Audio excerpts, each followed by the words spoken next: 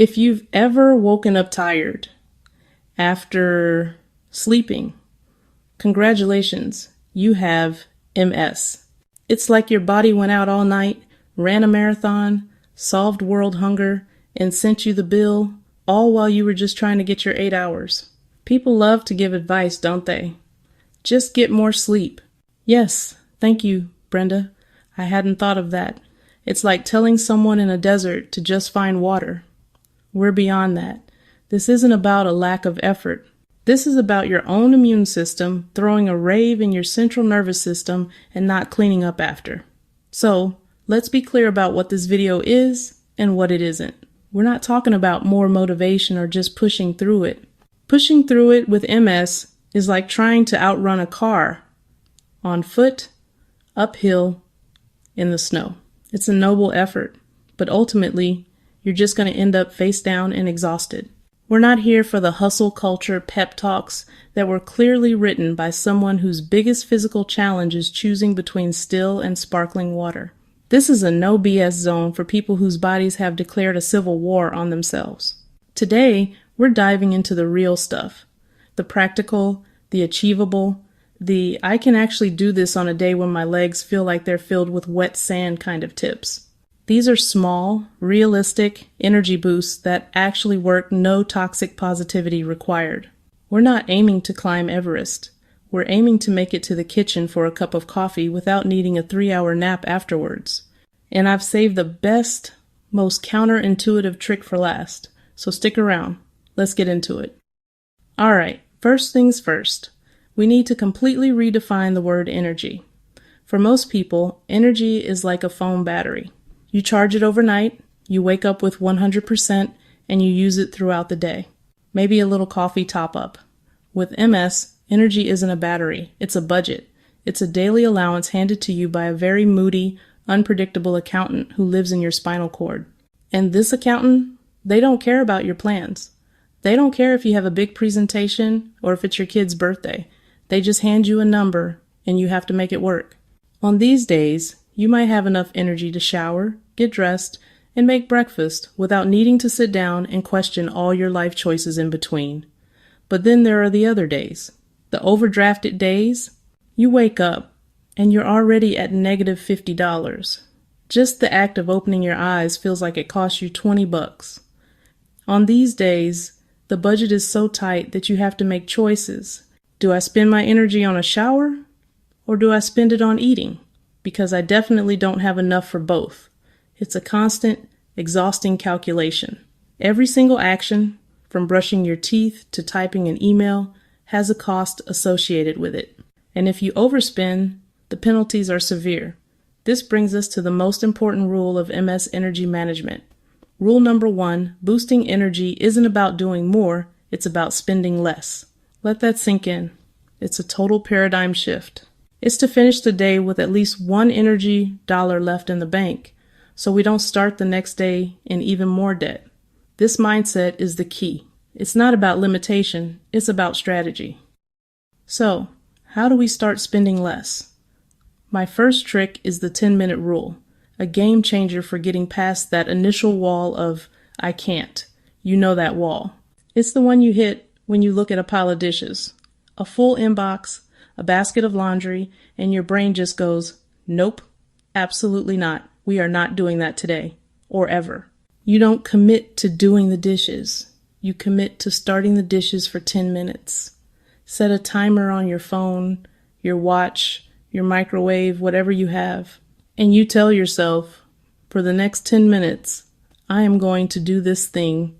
When the timer goes off, I have full permission to stop. No guilt. Why does this work so well? Because 10 minutes is not scary. 10 minutes doesn't scare my nervous system. 30 minutes files a formal complaint. An hour, my nervous system will unionize and go on strike. 10 minutes is manageable.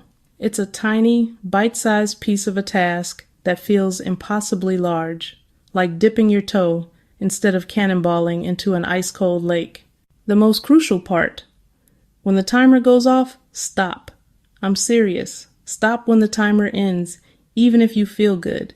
This is the hardest part, especially on a good day. You'll think, I feel okay. I can keep going. Don't fall for it. It's a trap your energy budget tempting you with a high-interest loan you'll pay for dearly tomorrow. By stopping, you teach your body and brain that you can be trusted. You end on a high note and make it more likely you'll try another 10-minute block. It turns do, crash, recover into do, rest, repeat. It's about playing the long game. Our next strategy is for all the multitaskers who miss juggling a dozen things at once. I call it energy stacking.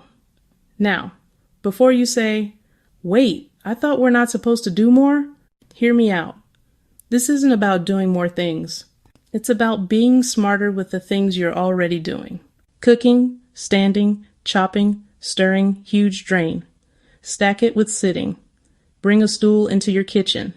Sit while you chop. Sit while you wait for water to boil. It seems obvious, but many of us feel pressured to stand because that's how it's done.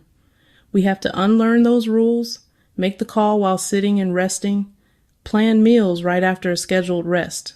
Group tasks by energy cost and position. Pair standing with sitting, thinking with resting, boring with entertaining. All right, let's talk temperature, specifically heat.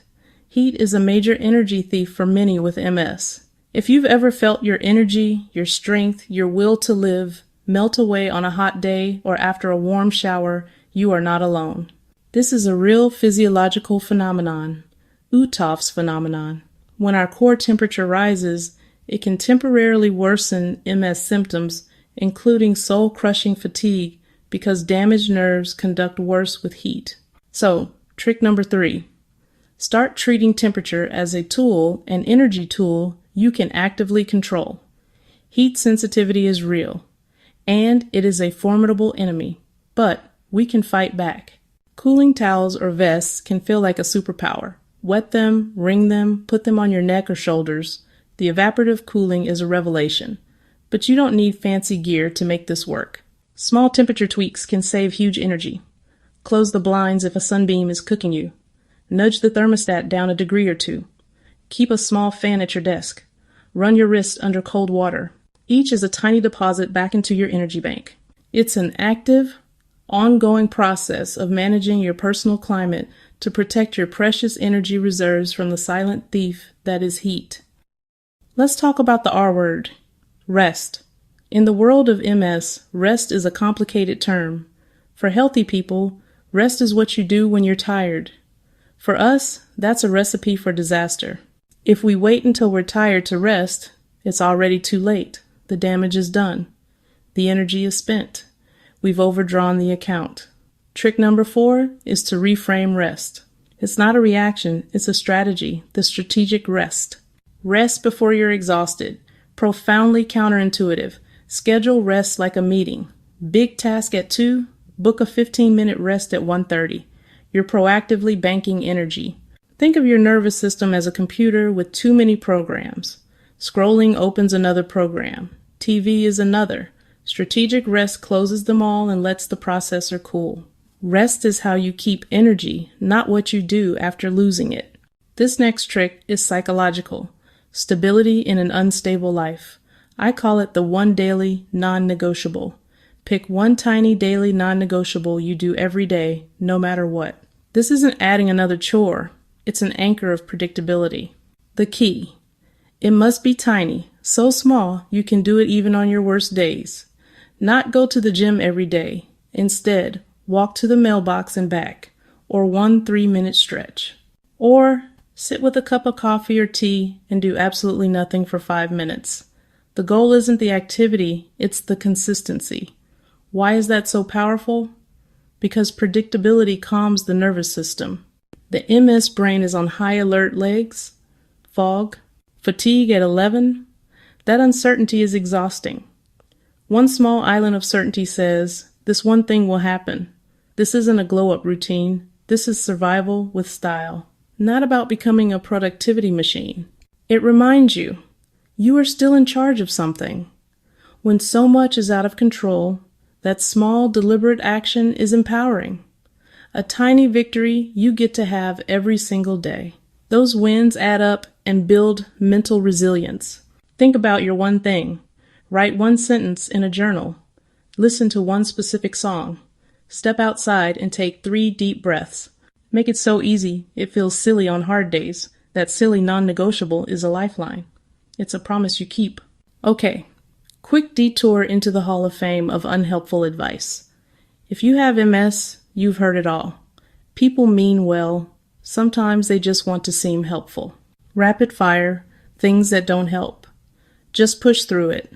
The anthem of the able-bodied.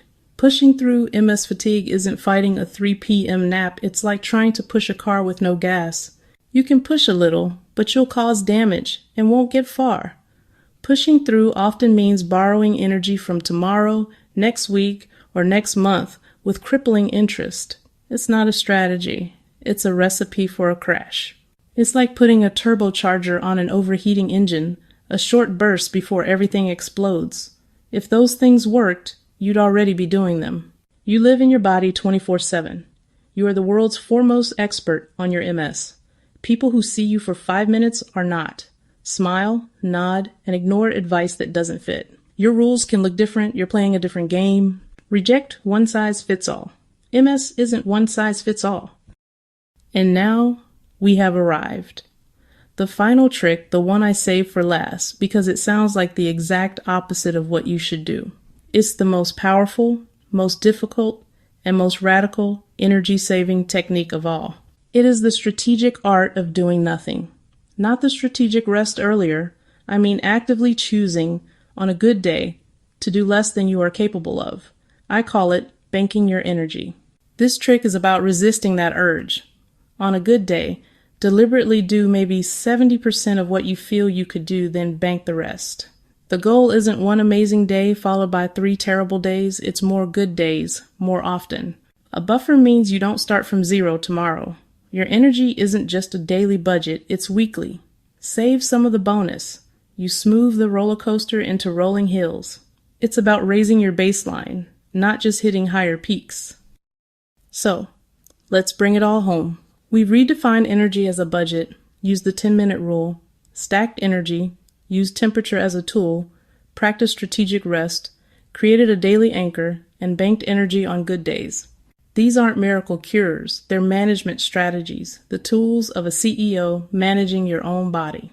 It's a tough job, and you're doing it every day. Remember this, especially on the days when you can't get off the couch. You're not lazy, you're managing a nervous system that works overtime. So please, be kind to yourself. You are playing on the highest difficulty, and you're still here.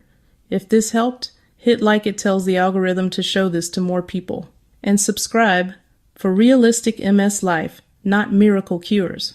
We're building a community here. Now, for the most important part, what's one trick that helps your energy? Even a weird one? Let's make the comments the ultimate resource.